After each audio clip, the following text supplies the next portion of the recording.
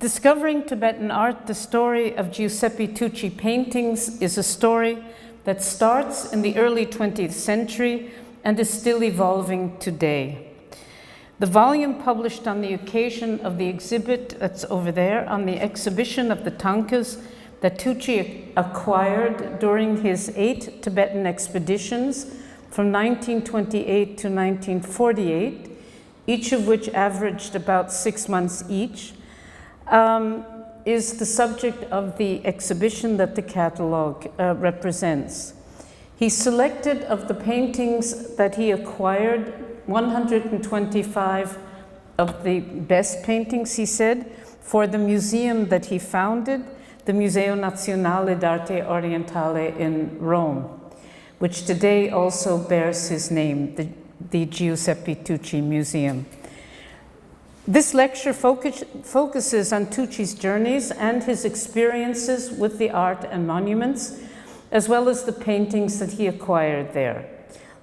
The paintings that you see here from the museum's collection were recently meaning over the last 25 years, were cleaned and restored to their original brilliance.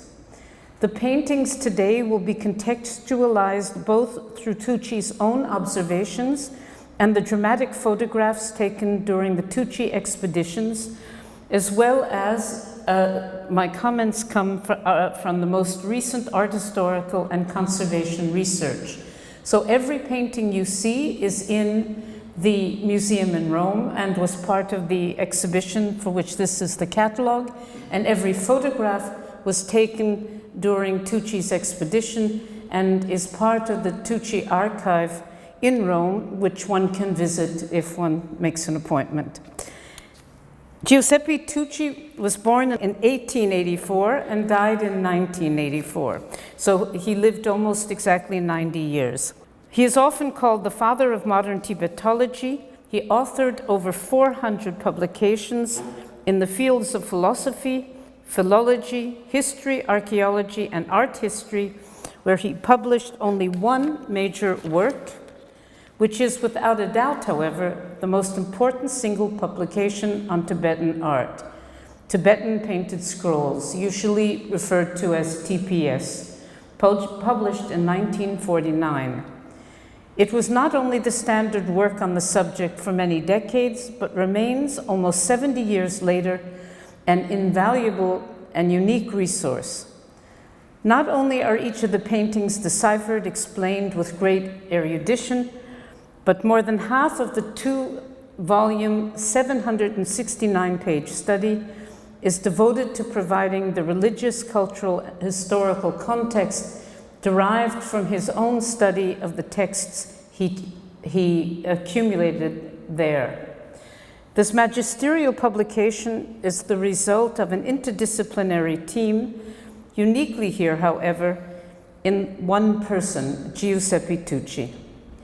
Published in 1949, there are very few color plates, and the tankas that you see today are therefore, in almost all cases, the first time that they have ever been seen, the publication that they have ever been seen before in color.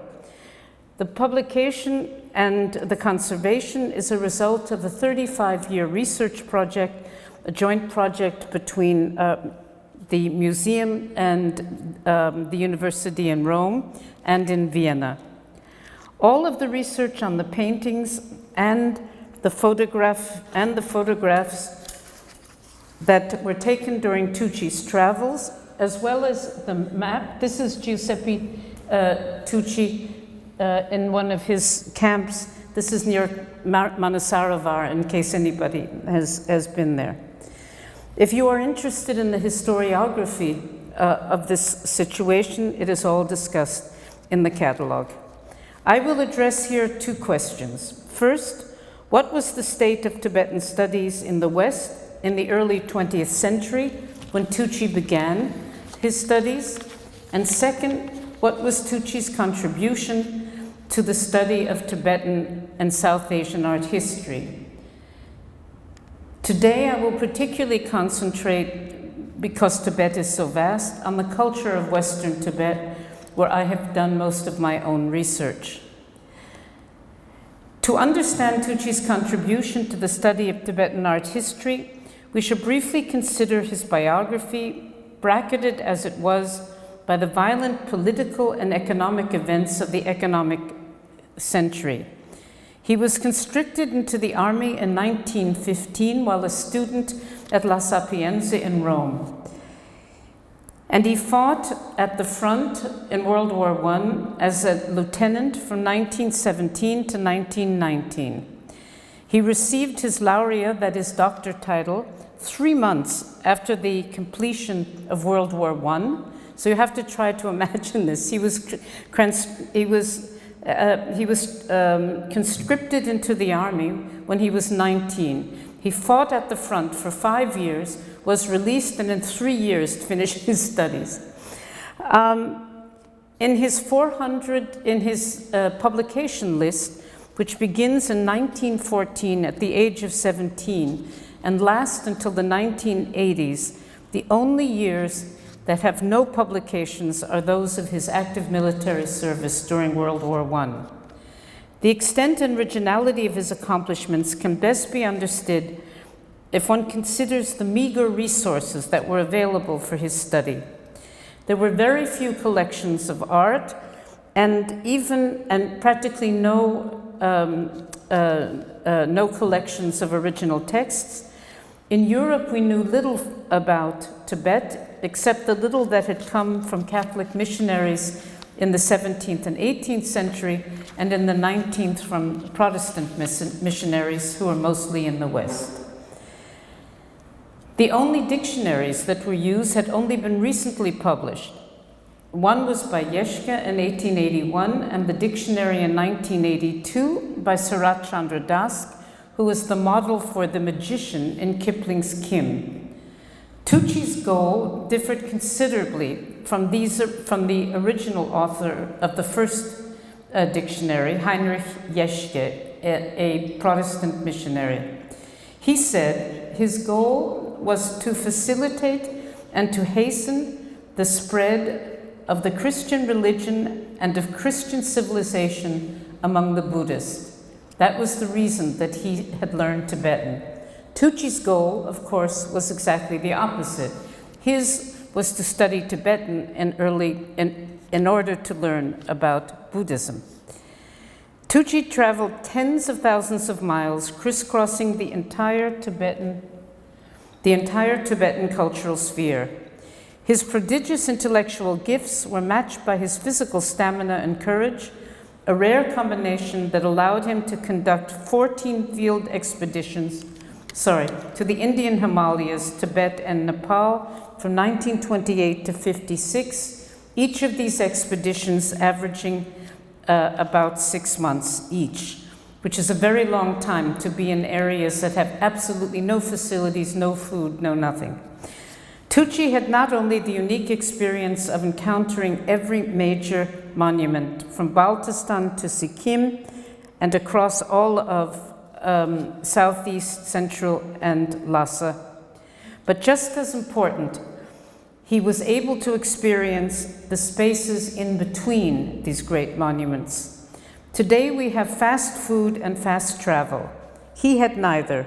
He had slow travel, time for transitions and reflections, and for studying all kinds of cultural artifacts, including the smaller, from monumental stone, this is called a doring, dating to the 8th century, to the smallest votive objects that were donated by small families in the villages along the road. Walking or riding through the enormous Tibetan landscape, it was possible to understand with great intimacy the relationship between the geographic setting, the social and political dynamic that formed the traditions from which the paintings came. After 13 years of intensive but slow travel across the entire Tibetan cultural zone, for the second time in his life, a world war cut back the most productive time of his life. At age 45, He was too old to be drafted a second time to fight in World War II, but he was at the height of his intellectual creativity. He spent the next 9 years at his desk studying, translating the enormous amount of documents he had already collected, and forming a basis for the great works that he was to publish from the middle of his life onwards. Here you see women from Sakya Monastery, and if you look carefully, you see the edges of tankas, and he's carrying manuscripts. This enables you to understand how portable all this art is. Tucci's enormous linguistic skills and knowledge of the Buddhist customs and philosophies facilitated his access to human and natural resources. Here we see part of the traditions of Western Tibet, which he particularly specialized in. And this is a picture from Tsaparang, the capital of Western Tibet. Unfortunately, through a mistake, I show you this picture 3 times. I'm sorry. I only realized this when I was looking at the slides today. I apologize. But it's a very fine picture. The important thing about this picture is that if you look carefully, and you will have a lot of chance to look carefully, first of all, you can see the enormous size of these monasteries, and you see how richly decorated they were with paintings from floor to ceiling, monumental sculptures, really gigantic clay sculptures. It was a tremendously rich environment, and it was all destroyed completely during the Cultural Revolution. This is a picture that was made in Tsaparang, the same place, and we were able to identify it thanks to the relationship between the wall paintings, such as you just saw, and these portable paintings. We were able to see that in the pictures that Tucci took, the style and the themes, as well as the same things in the tankas, were virtually identical, and that was the basis for our being able to identify them. We had hoped to be able to identify where Tucci obtained the paintings by reconstructing his travels. These identifications are included in on each picture, and you see here in red each of the monuments that he studied, and pictures of which you will see today. I was only able, however, to reconstruct his travels by personally retracing his itineraries and thus documenting the photos. I should say that the 15,000 photographs from his expeditions that are now in the National Museum of Oriental Art in Rome somehow were transferred over 70 years in such a chaotic way that when they reached us, we had 15,000 photographs without any notes or any identification, which is why it was necessary to actually travel ourselves and identify the photographs ourselves. So this is a photograph of the Tucci expedition. Tucci is in the middle with the hat on, and to the left is Eugenio Gersi, who was his companion and author for the first 3 years of these expeditions. And just to show you, I'll show you 2 examples of how we identified things. You may think that all mountains look alike, but in fact, if anyone here is an alpinist, you know that they don't. They all look different, and they particularly look different the way they come together. So the way this set of mountains was, and we could compare them with that set of mountains, this is the exact same pass. They were camped on the downside. This is the Kunzumla between Manali and Spiti. This is the Indo-Tibetan highway, so-called. That's a joke, but it's called the Indo-Tibetan Road, and it travels along the Sutlej River, one of the 5 great rivers of India, from what is today China down into the Indus. Much today, very often, you have to go along that same road because the roads are always falling apart. This is the same road, which is now metalled, asphalted, but if you notice, there's absolutely nobody on it. That's because it is so dangerous that the car couldn't travel. We had to go on this by foot, and do something that's called transshipping, where you stop at one end, you leave your vehicle, you walk for some hours, and another vehicle picks you up on the other side. So although there's been much progress, it often takes a long time to get across the Himalayas. When Tucci began his work, there were no maps, no one else had visited these areas, there were no diaries. One of his greatest advantages, in addition to his own considerable skills, was Eugenio Gersi, physician, cartographer, alpinist, and brewer. So he used to brew beer on his longer stops. Gersi actually mapped the whole area that they traveled through, and this later became the source of most of the other maps of this area. We'll be looking now at some of the most important monuments in Western Tibet, and what is particularly interesting is that during the period in which they traveled there, in 1933 and 1935, this area is today divided between India and China. They were confronted by a vast and forbidding landscape, dotted with crumbling monumental buildings. But inside were the deteriorating exterior, but inside were the great riches that you see here. Sorry, again, the same picture, with extraordinary paintings and sculptures. But Tucci also reported, this is Mangnang, we're about to see now, also reported seeing roofless and abandoned religious buildings, their wall paintings and clay sculptures on wooden armatures, fast succumbing to the natural elements. This is one of the three paintings that he dislodged from this monument. It's the only in situ mural or anything that he ever took with him in all these years of travel.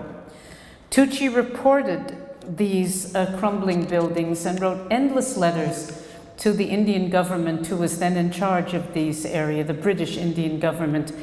And many of these letters in the India Office Library were never answered, and of course nothing was ever done.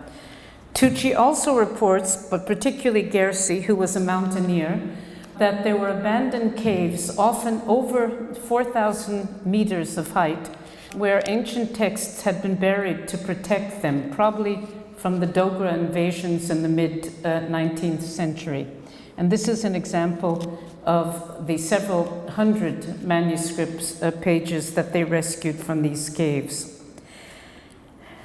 This is the Spiti River going into Spiti, where one of the most important monuments that Tucci studied and which he bequeathed to us is Tavo Monastery. You can see in the days before the road, this is how you had to travel. By the way, he usually began his travels in winter when the rivers were frozen so that he could walk across them. So we'll be looking at Tavo and Nako, and we have seen already Tsaparang and Mangnang, and then we will look at Toling. This is Upper Spiti, where just above Tavo. On the left is Tucci, and on the right is Gersi. And they're surrounded by monks and people of the villages. Tavo Monastery, which is a great treasure house of sculptures and paintings, was completely impoverished when Tucci visited it in 1933 and 1935. When I visited it as a student in '79, thanks to the Indian government efforts, it was somewhat restored, and you will see in a few slides what it looks like today. This was our first joint expedition. There are almost as many Austrians and Italians in this picture as there are monks. This was our beloved abbot here, and various personalities that I won't bother you with, but it is very moving to me today. All of these monks are grown-ups. Many of them are today still close friends.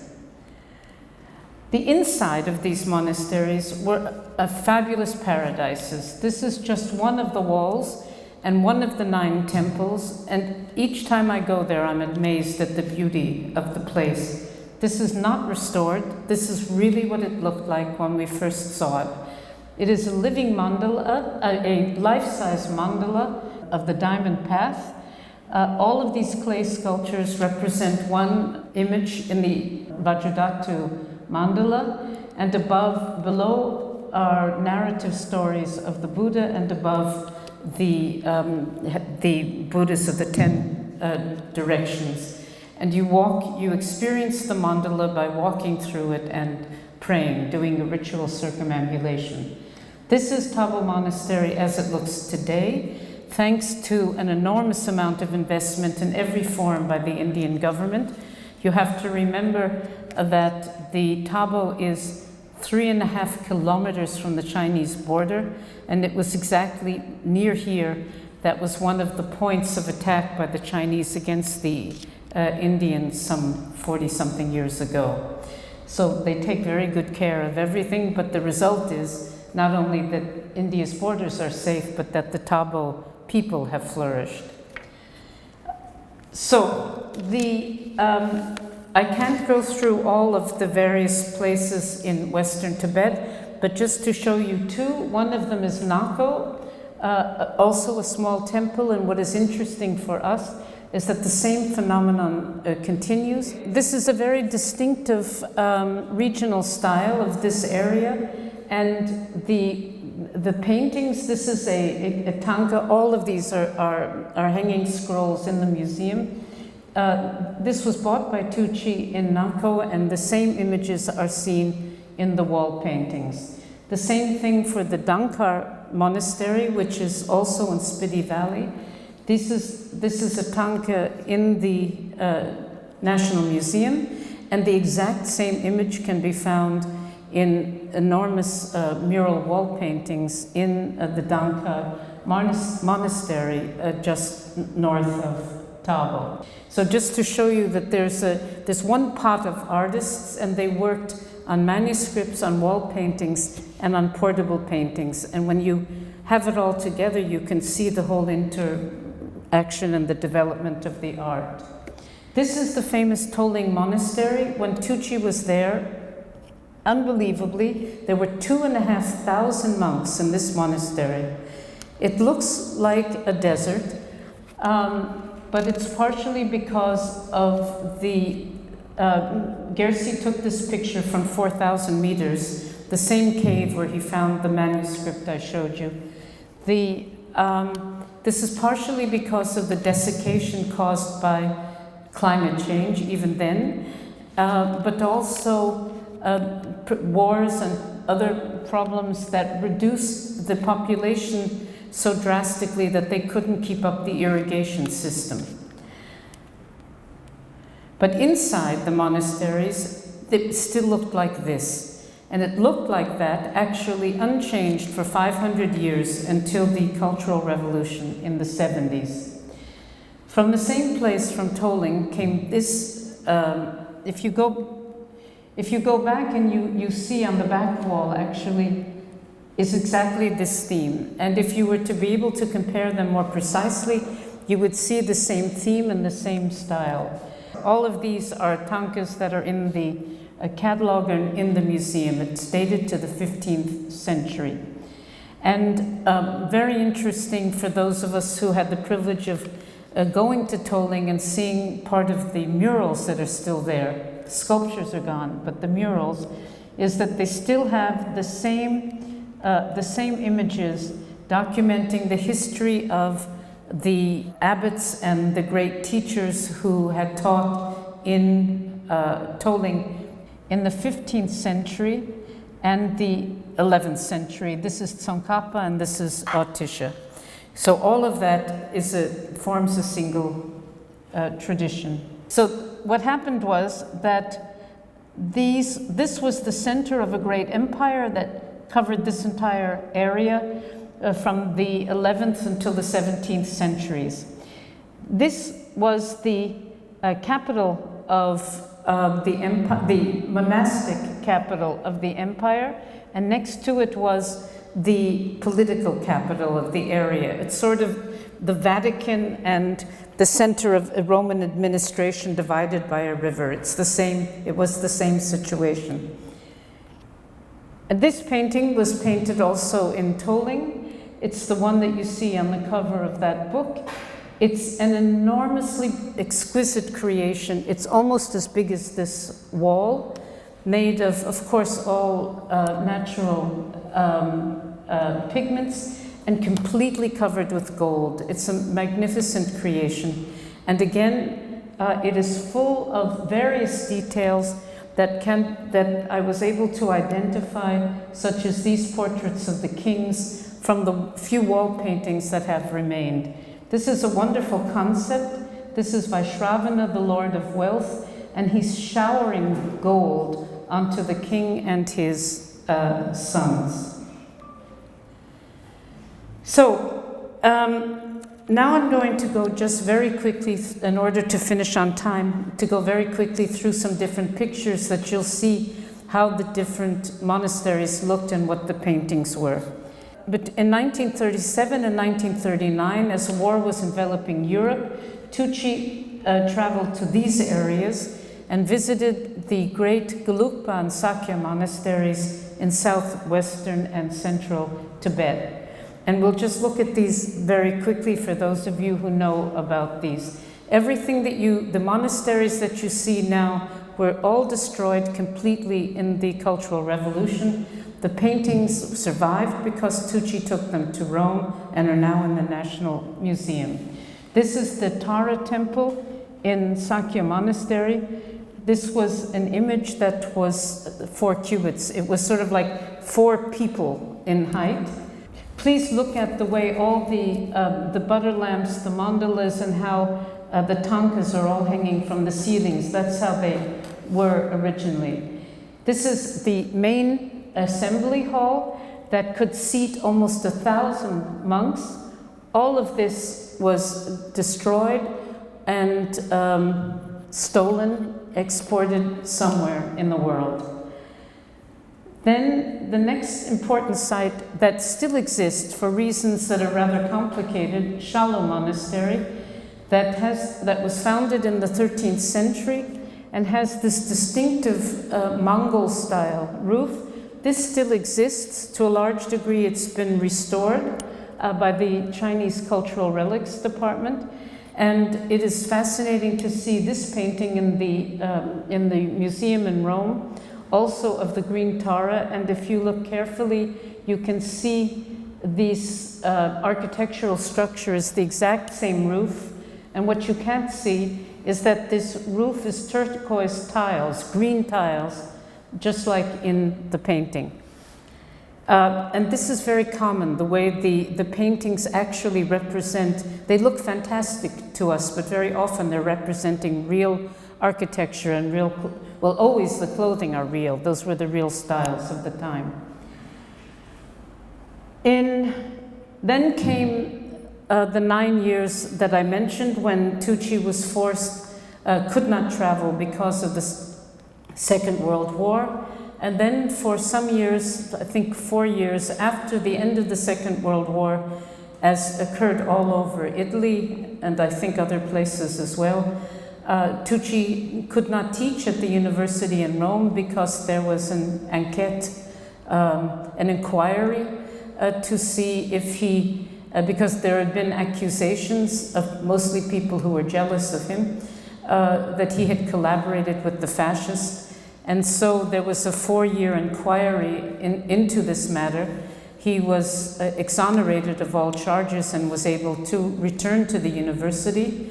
And once he returned to the university, he was able to raise funds to publish his great Tibetan painted scrolls, but also to do his last great expedition in 1948.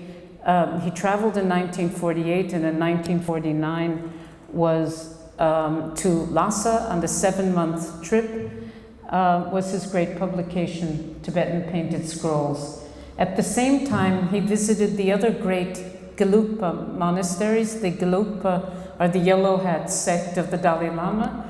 This is Tashi Longpo, which is known in the West as the seat of the Panchen Lama, now disappeared. Now also the building exists, the inside's destroyed. And it was in these Gelugpa monasteries that Tucci encountered an entire new way of styles and stylistic imperatives that were associated with the fact that Lhasa and central Tibet was the fulcrum of political power. So he studied various themes that were very important, such as this series of arhats, also in the museum, from the 17th century, a magnificent series that are almost complete. There is no complete set of 17th century paintings like this actually known, but the museum has 14 of 16 paintings, and they come from Tashi Longpo. Finally, in 1948, Tucci arrived at Lhasa, the dream of 30 years of his life. As history would unfold, it was not only the first but also the last time that he would visit the holy city and the center of power. There he met many of the great personalities of the time and had a chance to discuss with them everything from politics to religion to the ancient texts that you see here piled up on the desk, which he was able to study.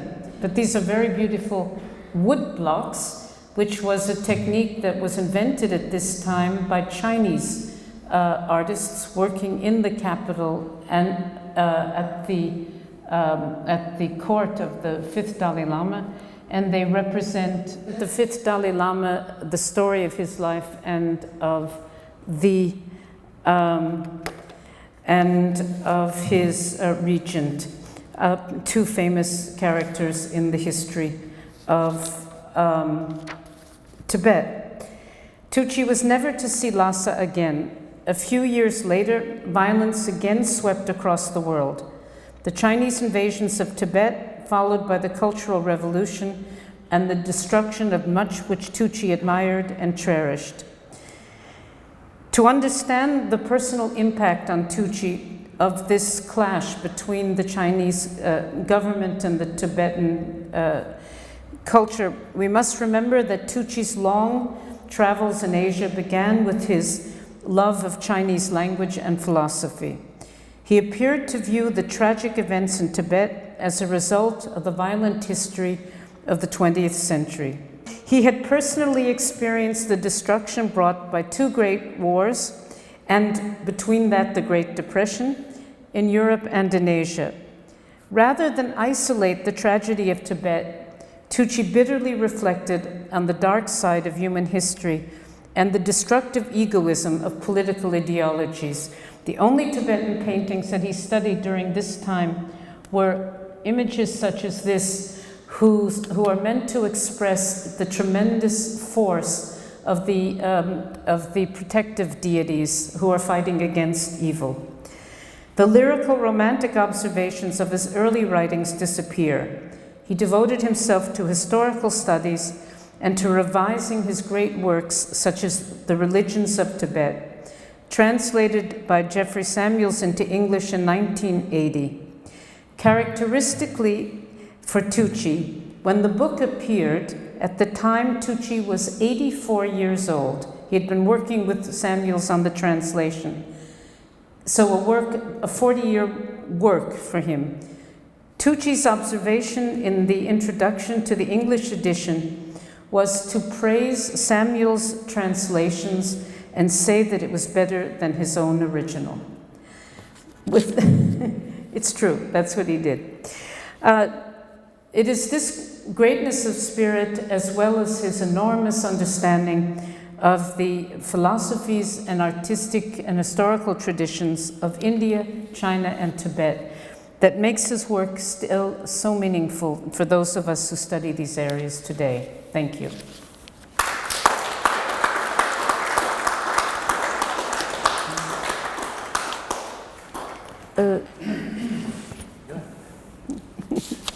Your countrymen. My countrymen. So. If you have any questions, that's Dr. Salter is here to answer in English and in French as well. Who paid the first expeditions? Who paid the first expedition? Okay, this is a tremendously important issue that actually was the subject. This is a tremendously important issue. Actually, has anyone here been to Tibet? Well, you know how expensive it is just to go today. Try to imagine what it was like then. Beginning with the passage to India via landing in Bombay, going from Bombay all the way up, on and on and on and on. One of his expeditions, by the way, the only one that he gives us the practical details for, to be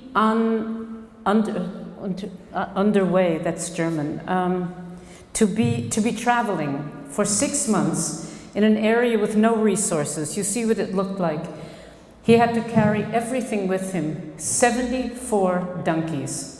And anybody who has animals know that 74 donkeys come with about 30 people to take care of them, as well as all the food.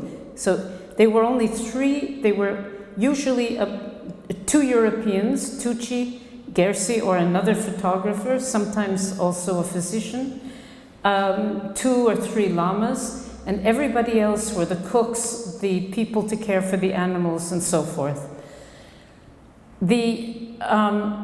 All of the resources Tucci had to raise for himself. In addition to all of his intellectual skills and physical stamina, he had to be an entrepreneur. Each one of these things he had to, it was a production. He had to raise money for it. We have lots of pictures, for instance. He got a lot of things we say in English in kind. So am I speaking too fast in English? Sorry, I'm so we have pictures of him holding up olive oil tins and pasta boxes, and standing next to the tents, all of these things that were donated and then used in advertisement. He pioneered this aspect of financing expeditions.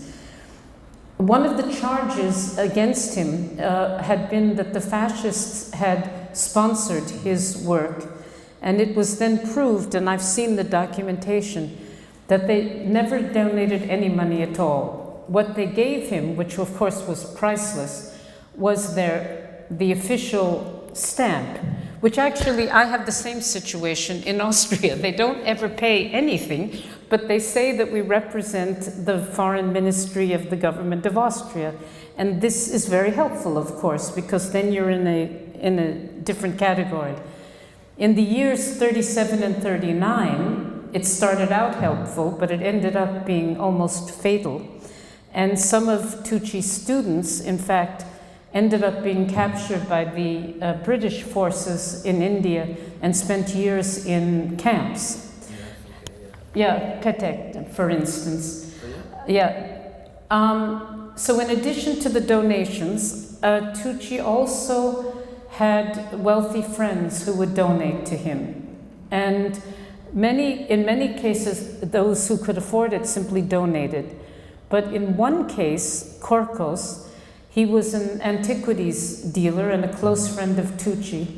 And he was the only one who had a sense, I think, a feeling, an intuition of really how horribly destroyed Europe was going to be by the Second World War.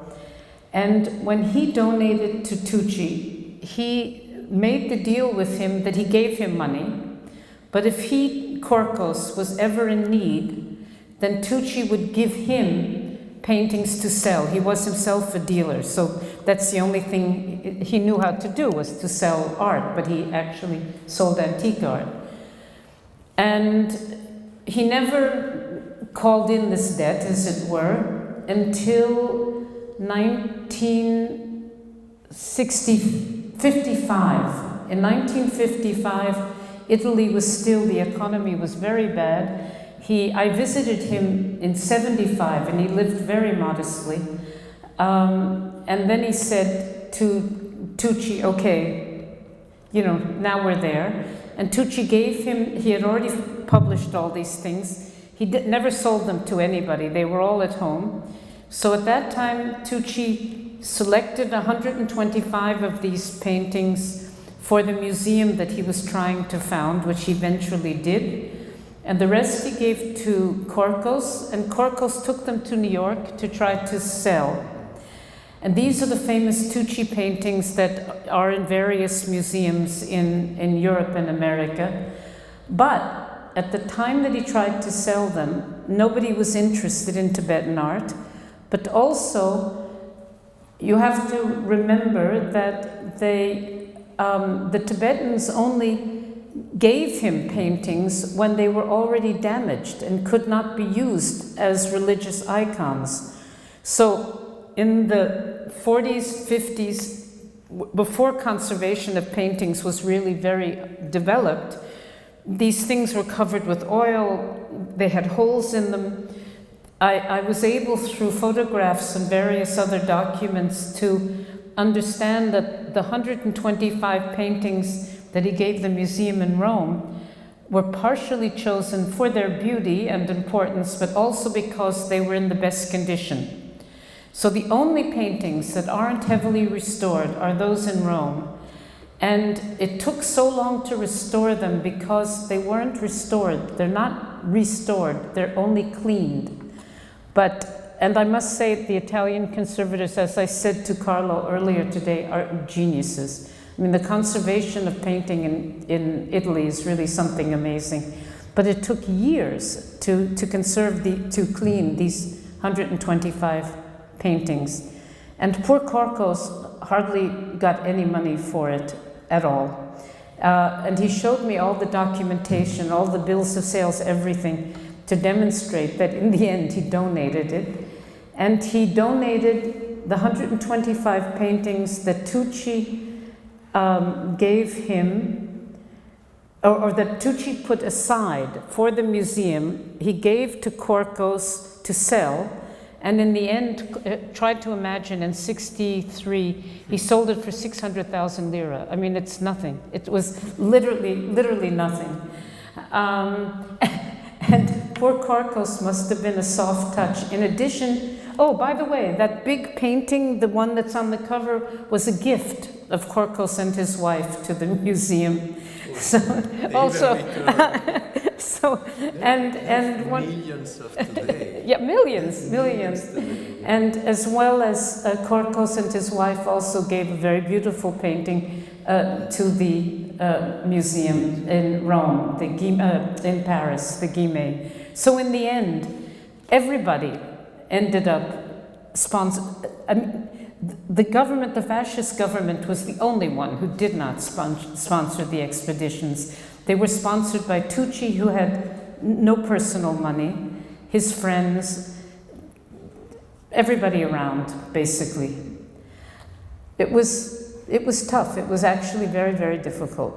And it doesn't, today people say, oh, there was a phase when some people wanted to think that he had benefited in all these ways, and he had sold paintings. By the way, when his wife died, Mrs. Tucci, who was much younger than he was his third wife, or second, died in 2015, so 2,000 years ago. She left everything. Did I say something wrong? No, 2015, no? 2015, yeah, sorry. Only 2 years ago. 2 years ago. She was in her 90s already. Yeah. She donated absolutely everything that they had not yet donated. Most things had already been donated. The few thousand things, actually, because there were also jewelry, ancient jewelry and things.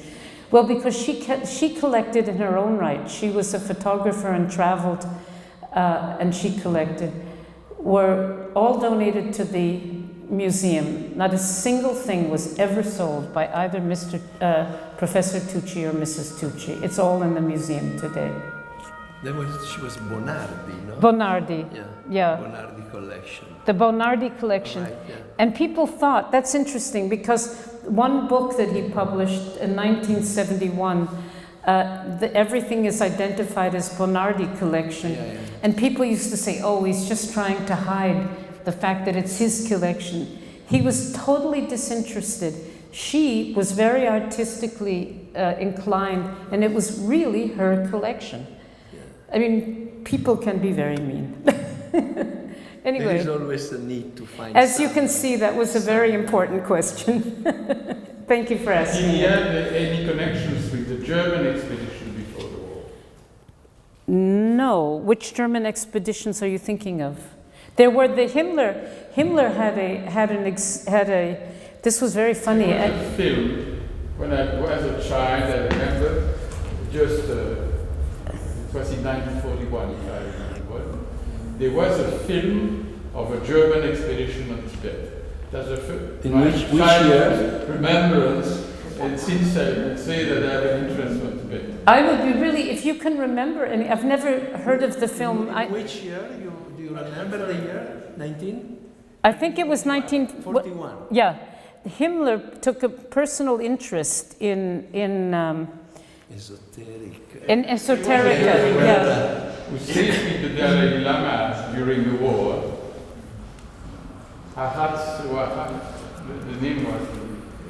He was on a scientific expedition to Tibet. He was blocked by the war, and he stayed with Dalai Lama, who was very young at the time. Oh, you mean Heinrich Harrer, the Austrian? Yeah, that's 7 years in Tibet, that famous thing. But Tucci had nothing to do with the... Tucci was very, I think as many people were in those days, he was very nationalistic. I mean, the Belgians were also, people were very, I mean, it was war, you know. So he did not, he had no relations with the German, but scholars of all over the world talked to each other, of course, beyond the political differences, but not in those years. They were all cut off from each other. I think that's it. Thank you very much.